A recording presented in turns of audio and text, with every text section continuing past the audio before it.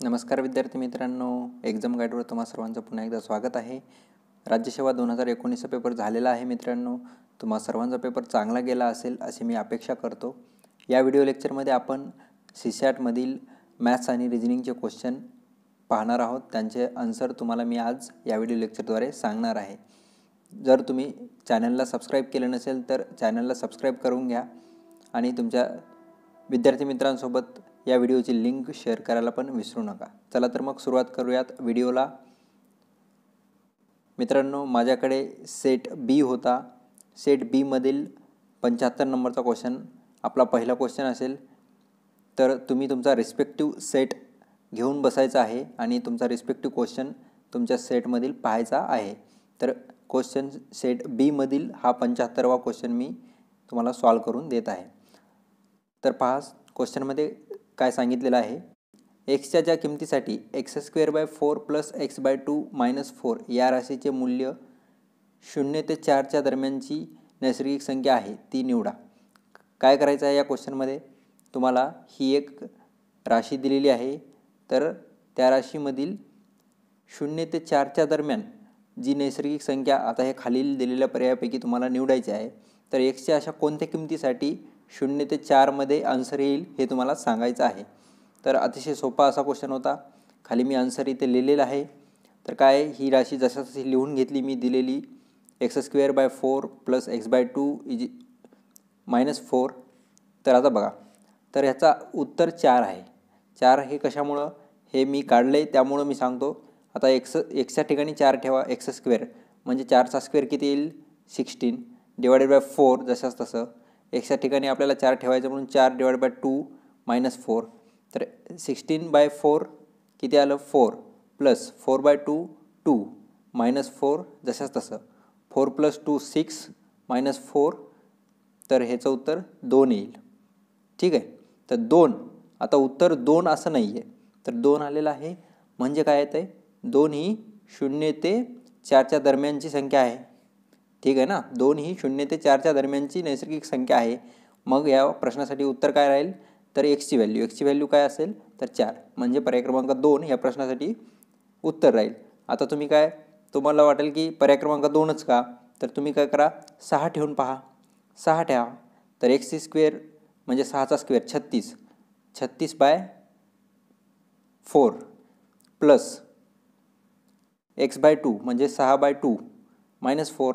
याचं उत्तर काढा. आता याचं उत्तर काय येईल, 4 जर भाग दिला तर 9, 4 9 36, 9 + 6/2 3, 9 + 3 ही किती झाले 12 - 4 किती येईल उत्तर 8. 6 ठेवल्यानंतर तुम्हाला उत्तर काय मिळतं 8. पण इथं आपल्याला 0 ते 4च्या दरम्यान काढायचं आहे. मग 8 हा 4पेक्षा मोठा येतो म्हणून 6 हे उत्तर येत नाही. असे तुम्ही बाकीचे पर्याय पण ठेवून पाहिले तर उत्तर तुम्हाला मिळणार नाही. पर्याय क्रमांक 2 हा पर्याय तुमचा बरोबर असेल. पुढचा प्रश्न पाहूयात. हा प्रश्न मागे एका परीक्षेला विचारला आहे. MPSCच्या परीक्षेला जशाच तसा प्रश्न विचारलेला आहे हाच प्रश्न. तर ह्या प्रश्नात काय दिलेले, ABCD असे पॉईंट दिलेले आहेत. तर या वसाहती आहेत ABCDE 5 वसाहती. तर हे रस्ते आहेत.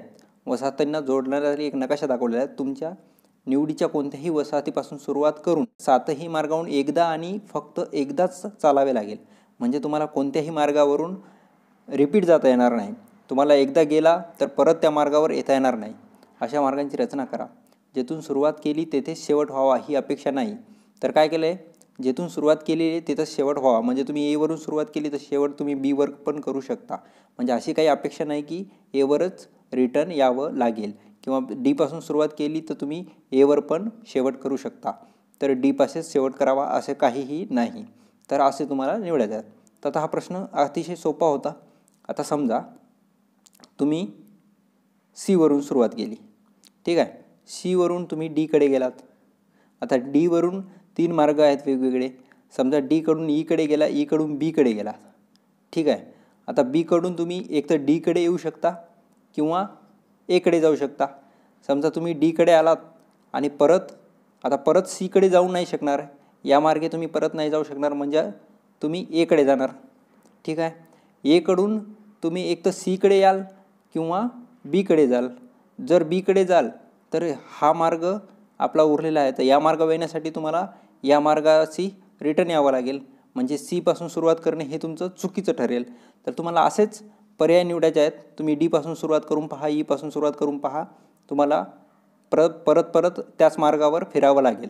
जर तुम्ही ए पासून सुरुवात केली तर तुम्हाला त्याच मार्गावर फिरावं लागणार नाही. तर पाहूयात. ए पासून सुरुवात केली, सीकडे गेलो, सी पासून गेली डीकडे गेलो, डी पासून एकडे गेलो, ए पासून बी, बी पासून डी, डी पासून ई आणि ई पासून बी. बीवर माझा शेवट झाला. सुरुवात केलेली मी ए पासून आणि कोणत्याही मार्गावर मी रिपीट आलेलो नाही, म्हणजे ए पासून एक तुम्ही सुरुवात करू शकता. आता बी पासून सुरुवात करा. बी पासून मी डीकडे गेलो, डी पासून एकडे आलो, ए पासून सीकडे गेलो, सी पासून डी, डी पासून परत ई, ई पासून बी आणि बी पासून ए. म्हणजे मी सुरुवात केली बी पासून आणि शेवट केला एपर्यंत.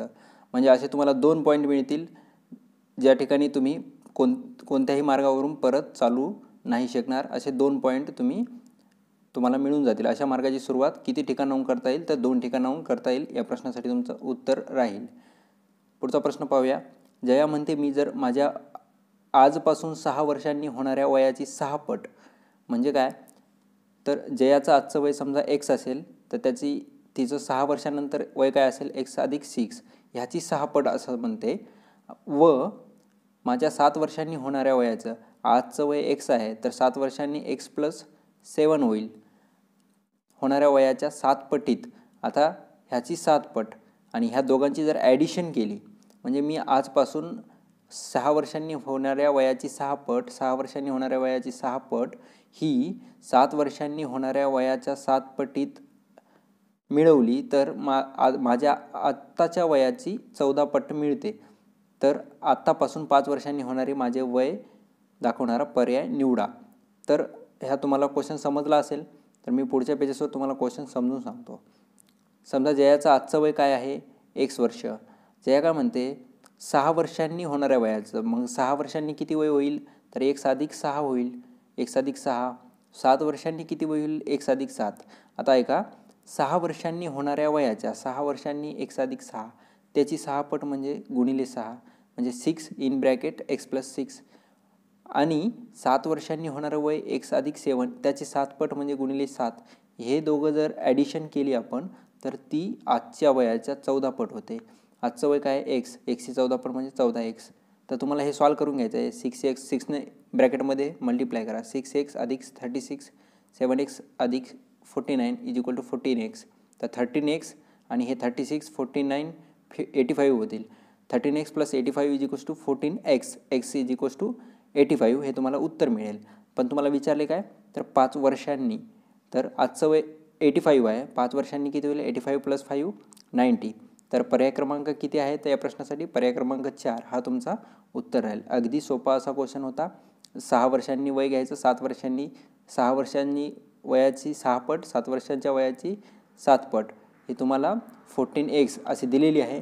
तर हे ॲडिशन आणि मल्टिप्लिकेशन करून एक्सची व्हॅल्यू काढा आणि 5 वर्षांनी प्लस 5 करा, तर 90 हे तुम्हाला उत्तर मिळून जाईल. चला तर मग पुढचा प्रश्न पाहूयात. पुढच्या प्रश्नामध्ये दिलेला आहे. हा प्रश्न थोडासा किचकट होता. रेल्वे गाड्यांसाठी कोकणात फक्त एकेरी मार्ग उपलब्ध आहे. म्हणजे काय? तर एकेरी मार्ग, दुहेरी मार्ग म्हणजे 2 पटऱ्या असतात, एक जाण्यासाठी एक येण्यासाठी, किंवा त्याच्यावरून पण जाऊ शकता. अशा 2 नाहीत, पॅरलल नाहीत, तर फक्त एकेरी मार्ग म्हणजे फक्त एकच रेल्वे लाईन आहे. तर काय म्हटलं? रेल्वे गाड्यासाठी कोकणात फक्त एकेरी मार्ग उपलब्ध आहे. ताशी 50 किलोमीटर प्रति तास इतक्या एक समान गतीने प्रवास करणाऱ्या गाडीने एकशे स्थानक 100 किलोमीटर अंतरावर असलेल्या BY या स्थानकापासून पोहोचण्यासाठी सकाळी 7:40ला सोडले. तर काय माहिती आहे का? तर असं हे AX आपण AB समजू, AX आणि BY असे 2 स्थानकं आहेत. त्याच्यामध्ये त्या 2 स्थानकांच्या मध्ये 100 किलोमीटरचं डिस्टन्स आहे. तर काय केलं आहे?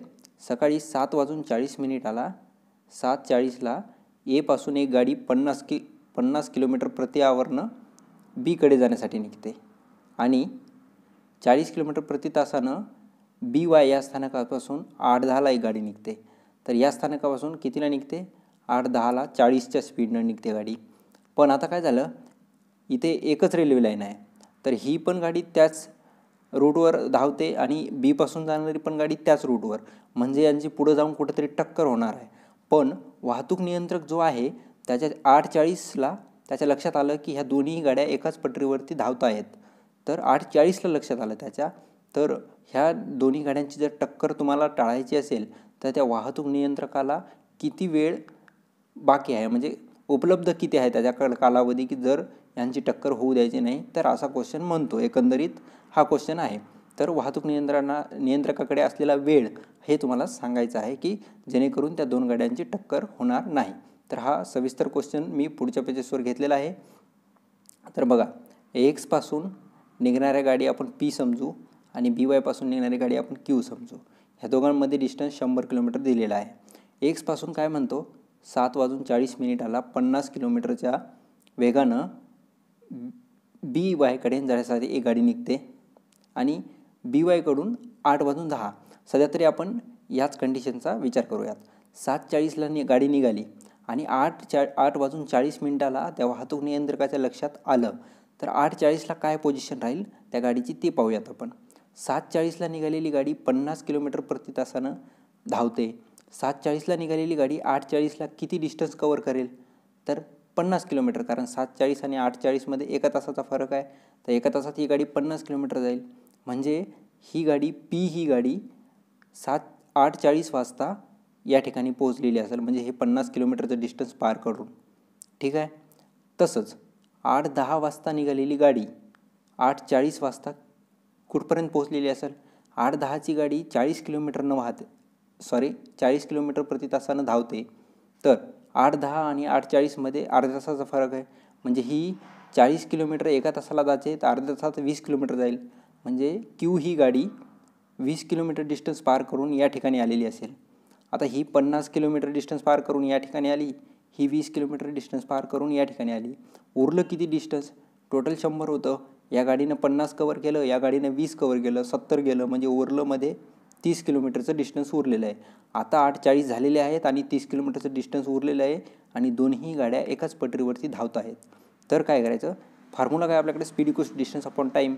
तर time is equals to speed into distance upon speed येईल. Time is equals to distance upon speed.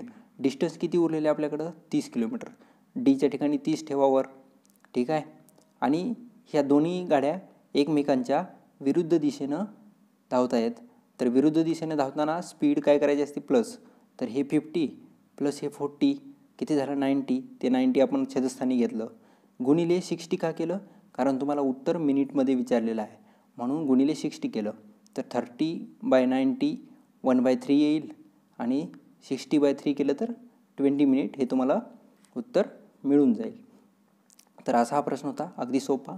तर या प्रश्नासाठी पर्याय क्रमांक 1 हे तुमचं उत्तर राहील. अगदी सोपा प्रश्न होता, थोडंसं किचकट केलेलं आहे प्रश्नाला, जेणेकरून तुमचा वेळ जावा. 8:40 वाजताची फक्त आपल्याला ही कंडिशन लक्षात ठेवायची. 8:40 वाजता काय होईल, तर ए ही गाडी 50 किलोमीटर पार करेल, बी ही गाडी 20 किलोमीटर पार करून डिस्टन्स उरलेलं 30 वर ठेवा. डिस्टन्सच्या ठिकाणी खाली स्पीड आहे, स्पीड 90 गुणिले 60 कशासाठी केलं, तर मिनिटामध्ये आपल्याला उत्तर काढायचं होतं म्हणून केलं. तर 30/90 गुणिले 60 याचं उत्तर 20 मिनिटं तुम्हाला मिळून जाईल. पुढचा प्रश्न पाहूयात. सर्व विद्यार्थ्याच्या गटात 2/5 म्हणजे 2/5 मुली आहेत. ठीक आहे. यातील 203 मुलींनी गणितात 90% वर गुण मिळवले. जर 36 मुलींनी गणितात 90% वर गुण मिळवले तर मुली नसलेल्या विद्यार्थ्यांची संख्या दर्शवणारा पर्याय निवडा.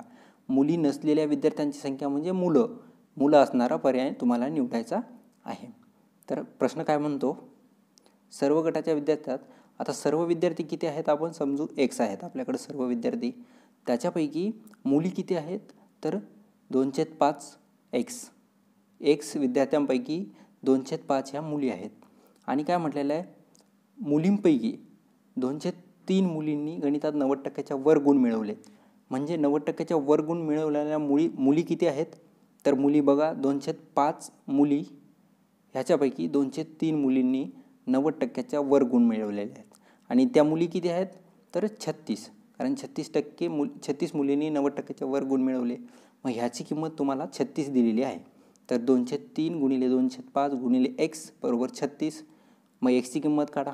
एक्स बरोबर काय होईल, हे 5 त्रिक 15 खालचे वर मल्टिप्लिकेशनमध्ये जातील आणि हे 2 गुणिले 2 4 डिवाइडमध्ये येतील. तर एक्सची किंमत तुम्हाला 135 मिळेल. आणि एक्स म्हणजे काय आपण कन्सिडर केलं सर्व विद्यार्थी. मग काय विचारलं, मुली नसलेल्या विद्यार्थ्यांची संख्या. मुली नसलेल्या विद्यार्थी म्हणजे मुलं. तर मुले किती असतील, 3/5. आता हे 3/5 कुठून आलं, समजा 3/5 समजा 5 पैकी 2 मुली असतील तर किती मुलं असतील, 3 मुली. कारण 5 पैकी 2 मुली, तर 5 वजा 2 करा 3, म्हणजे 3/5 गुणिले 135 हे काय आले तुमचे मुलं. मग ह्या 5ने डिवाईड करा, 5 2 10, 3 उरले 5 7 35, 27 त्रिक 81. तर पर्याय क्रमांक 2 या प्रश्नासाठी तुमचं उत्तर राहील. चला तर मग पुढचा प्रश्न पाहूयात. जयचे मांजर ॲमीच्या मांजरापेक्षा मोठे आहे. मग काय केलं, जयचं मांजर ॲमीच्या मांजरापेक्षा मोठा आहे, परंतु ते जैनीच्या मांजरापेक्षा लहान आणि आकार आहे.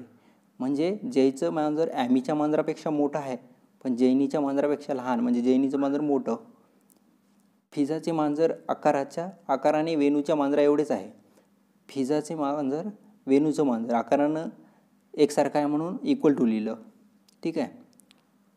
जे ॲमीच्या मांजरापेक्षा मोठे असून, म्हणजे काय, फिजाचं मांजर वेणूच्या मांजराबरोबर आहे पण ॲमीच्या मांजरापेक्षा मोठा आहे म्हणून ॲमीच्या मांजरापेक्षा मोठं दाखवलं.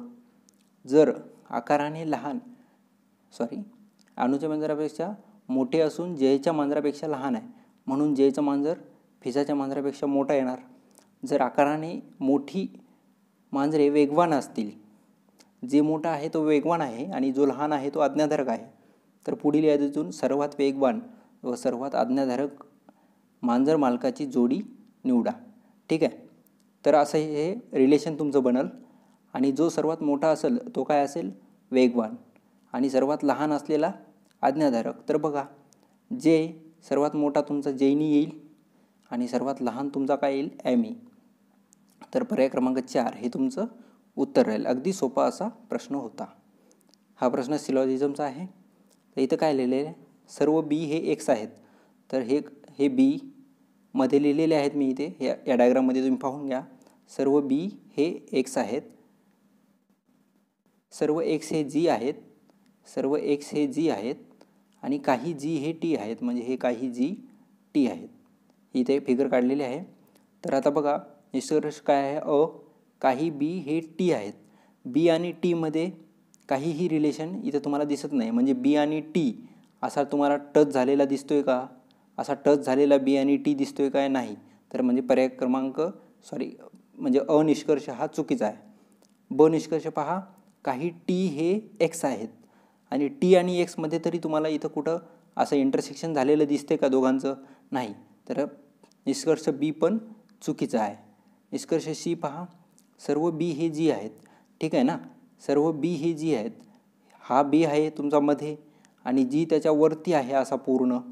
तर सर्व बी हे जी आहेत, म्हणजे हा निष्कर्ष तुमचा बरोबर आहे. काही टी हे जी आहेत, तर हे बघा हा जी आहे आणि हे काही टी, तर पर्याय म्हणजे निष्कर्ष ड पण तुमचा बरोबर आहे. तर आणि ड हे बरोबर आहेत. तर पर्याय यथार्थ निष्कर्ष असलेला पर्याय निवडा, म्हणजे आणि ड. पर्याय क्रमांक 1 हे प्रश्नासाठी तुमचं उत्तर राहील. चला तर मग पुढचा प्रश्न पाहूयात. या प्रश्नामध्ये हा प्रश्न विद्यार्थी मित्रांनो, मी जे 2-3 व्हिडिओ टाकले होते राज्यसेवेसाठी त्यामध्ये हा प्रश्न घेण्यात आलेला होता आणि तो जसाच तसा पडलेला आहे, काहीही फरक नाही आहे. तुम्हाला वाटलं तर तुम्ही चॅनलवरती 4 नंबरचा किंवा 3 नंबरचा जे मागचे 2-3 व्हिडिओ राज्यसेवेसाठी टाकलेले आहेत त्याच्यामध्ये तुम्ही पाहू शकता, जसाच तसा प्रश्न आहे. तर हा प्रश्न पहा. या प्रश्नामध्ये आता मी शॉर्टकट पद्धतीने सांगत आहे तुम्हाला. एससाठी भाऊ सांगितलेला आहे, @साठी बायको सांगितलेला आहे, ए ही बीची बायको आहे. तसं A-B म्हणजे ए ही बीची मुलगी आहे आणि स्टार म्हणजे वडील. तर तुम्हाला काय करायचं, WT आणि Q ही भावंड असलेला पर्याय निवडायचा आहे. जशाच तसा क्वेश्चन आहे, काहीही फरक केला नाही. मागच्या वर्षी असाच प्रश्न विचारलेला होता. WTQ ही भावंड दाखवायची आहेत. जर तुम्हाला भावंड दाखवायचे आहेत तर बघा पर्याय क्रमांक 1 WTQ कुठे आहेत, हे QWT. ठीक आहे. तर बघा स्टार म्हणजे काय? वडील. आता स्टारचं काय दिलेलं आहे? ए स्टार बी म्हणजे ए हे बीचे वडील आहेत, म्हणजे पहिला हा दुसऱ्याचा वडील आहे. ठीक आहे. तर स्टार बघा WT काय दिलेलं आहे? WT स्टार, पहिल्या पर्यायात W आणि T स्टार दिलेला आहे इथे. तर म्हणजे काय? W हा Tचा वडील होईल. ठीक आहे. पण आपल्याला भावंड दाखवायचे WTQला. W हा Tचा वडील होत असेल तर भावंड होणार नाही, म्हणजे पर्याय क्रमांक 1 चुकीचा आहे. पर्याय क्रमांक 2 पहा. पर्याय क्रमांक 2 Q आणि T स्टार आहे. तर Q स्टार T दिलेलं आहे, म्हणजे Q हा Tचा काय होईल? वडील होईल. म्हणजे परत इथं तुम्हाला भावंडाचं रिलेशन मिळणार नाही. पर्याय क्रमांक 3 पहा. पर्याय क्रमांक 3 काय दिलेलं आहे? QTW. तर बघा, पर्याय क्रमांक 3 तुम्हाला समजून सांगतो. $T, डॉलरचं म्हणजे भाऊ, म्हणजे काय होईल? Q हा भाऊ होईल Tचा. ठीक आहे. T#U, हॅश म्हणजे काय? मुलगी. तर T काय होईल? यूची मुलगी होईल. यूची मुलगी होईल. T हा U आहे वर. T ही यूची मुलगी होईल. आणि U स्टार W, स्टार म्हणजे काय? वडील. U हा Wचा वडील होईल. म्हणजे U हा जर वडील असतील Wचे, तर W ही T आणि Qचा भाऊ किंवा बहीण असली पाहिजे. म्हणजे ही तिन्ही काय होतील? तुम्हाला पर्याय क्रमांक 3 भावंड मिळतील. ठीक आहे. तर या प्रश्नासाठी तुमचं उत्तर पर्याय क्रमांक 3 हे असेल. पुढचा प्रश्न पाहूयात. या प्रश्नामध्ये दिलेला आहे, एक निवडणूक पार पडलेली आहे आणि 4 उमेदवारांना मिळून 972 मतं मिळालेली आहेत. 4 उमेदवारांना मिळून. आणि जो उमेदवार जिंकला त्याला हारलेल्या 3 उमेदवारांमधून, म्हणजे 3 उमेदवार जे हारलेले असतील आणि जो जिंकलेला असेल त्याला ह्या हारलेल्या 3 उमेदवारापेक्षा 52, 78 आणि 102 अशी अधिक मतं मिळालेली आहेत. तर ही जी माहिती दिलेली आहे याचा उपयोग करून तुम्हाला पर्याय निवडायचा आहे. तर कोणता पर्याय म्हणजे यथार्थ असेल? तर बघा, तर हे कसं येतं?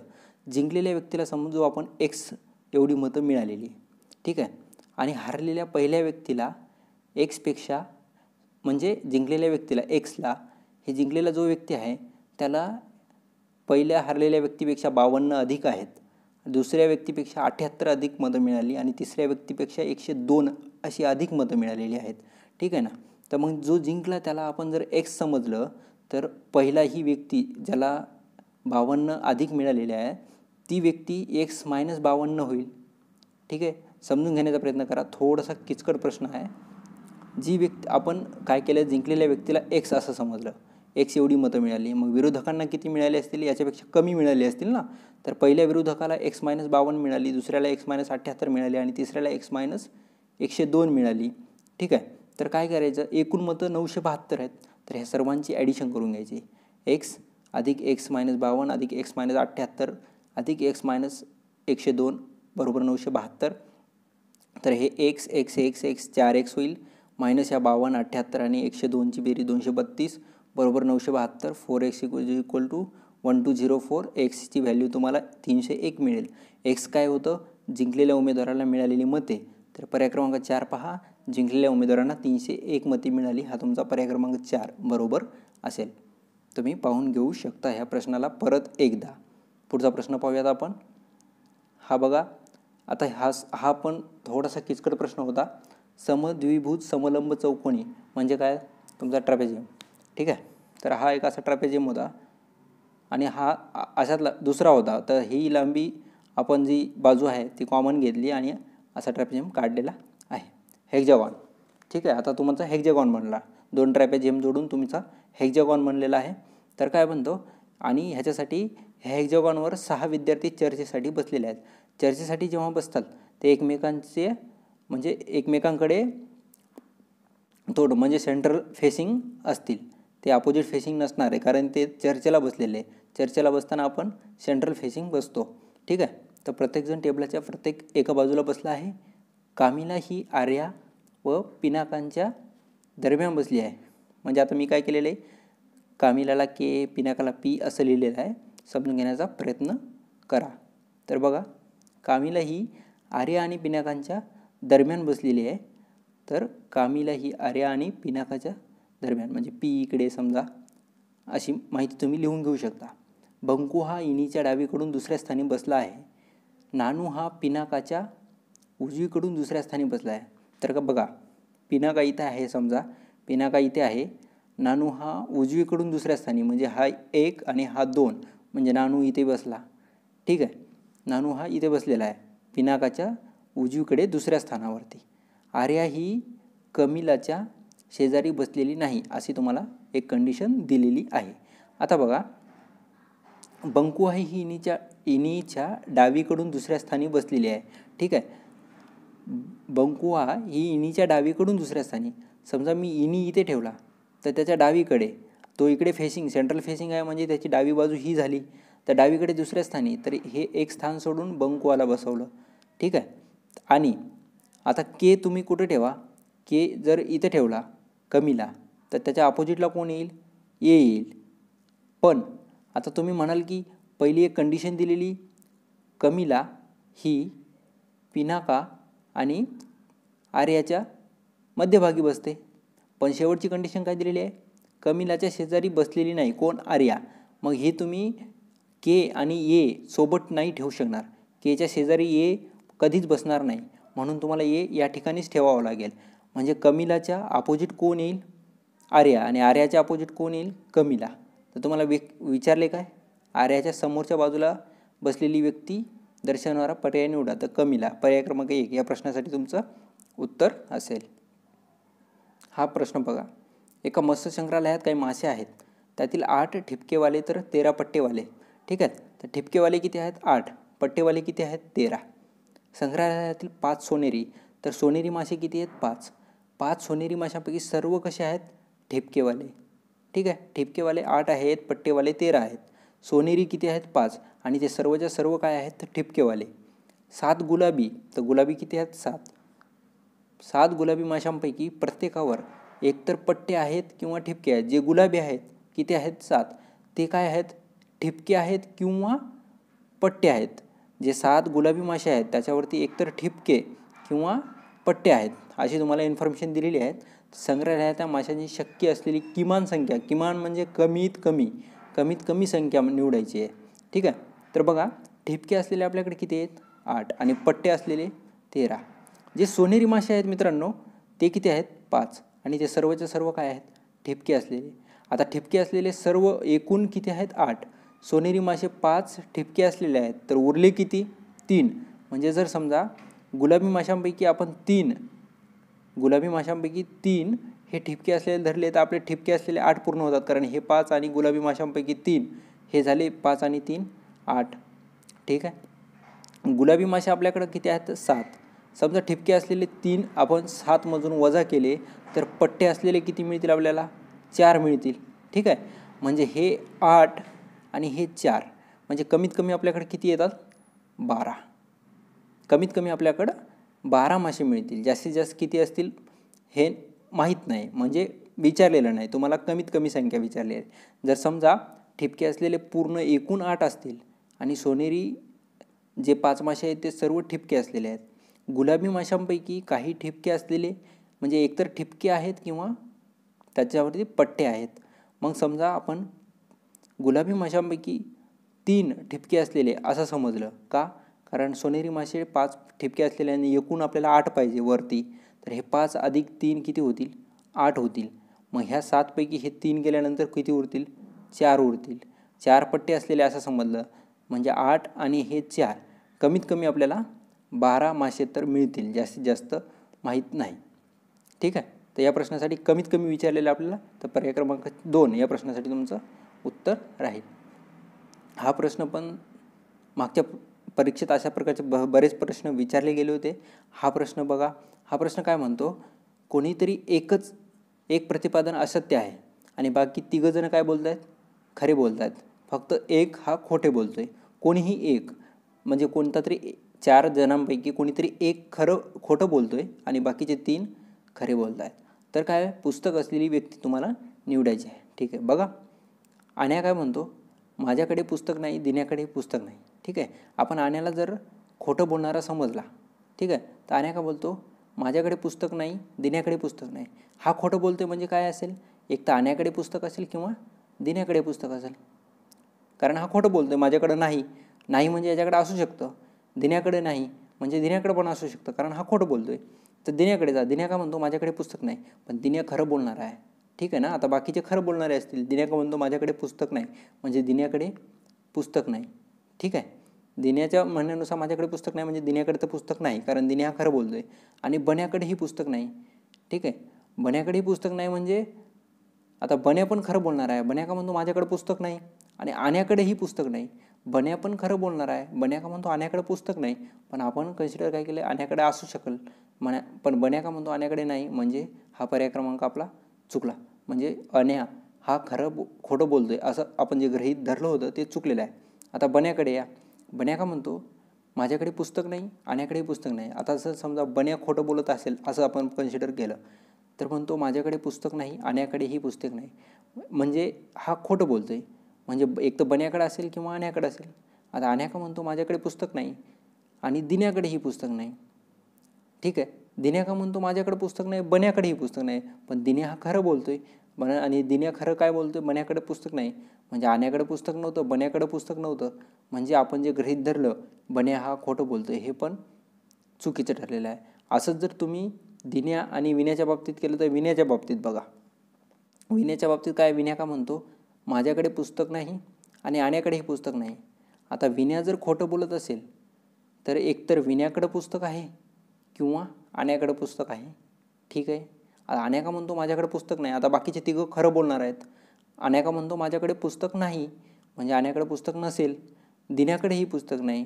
ठीक आहे. मग दिन्या का म्हणतो माझ्याकडे पुस्तक नाही, बन्याकडेही पुस्तक नाही.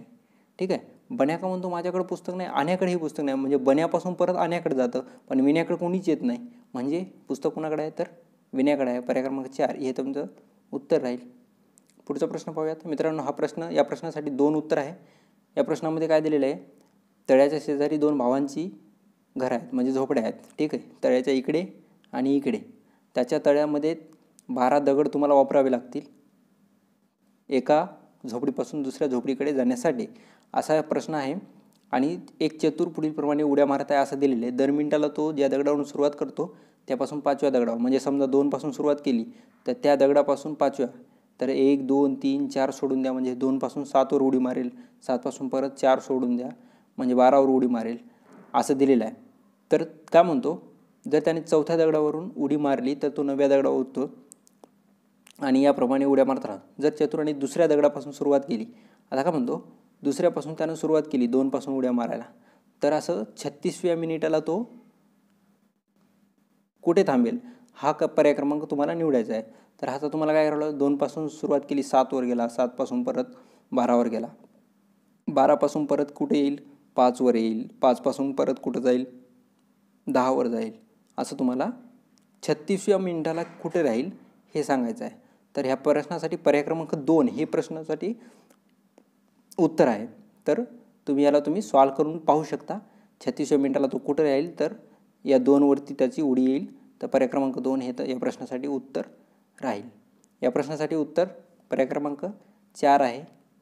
तर असे हे प्रश्न होते मित्रांनो. उर्वरित प्रश्न आपण पुढच्या व्हिडिओ लेक्चरमध्ये घेणार आहोत. हा व्हिडिओ लेक्चर तुमच्या मित्रांपर्यंत शेअर करायला विसरू नका. आणि जर काही प्रश्नांची उत्तरं ही चुकीची वाटत असतील तर कमेंट सेक्शनमध्ये त्या प्रश्नासाठी बरोबर उत्तर तुम्ही टाईप करायचं आहे. कारण आणखी MPSCची आन्सर की आलेली नाही. आमचे ही उत्तर चुकीचे असू शकतात, पण आम्ही सर्वतोपरी प्रयत्न केलेला आहे चांगली म्हणजे योग्य उत्तरं द्यायचा. जर तुम्हाला काही चुकीची वाटत असेल तर तुम्ही त्या प्रश्नासाठी कमेंट सेक्शनमध्ये उत्तर देऊ शकता. धन्यवाद.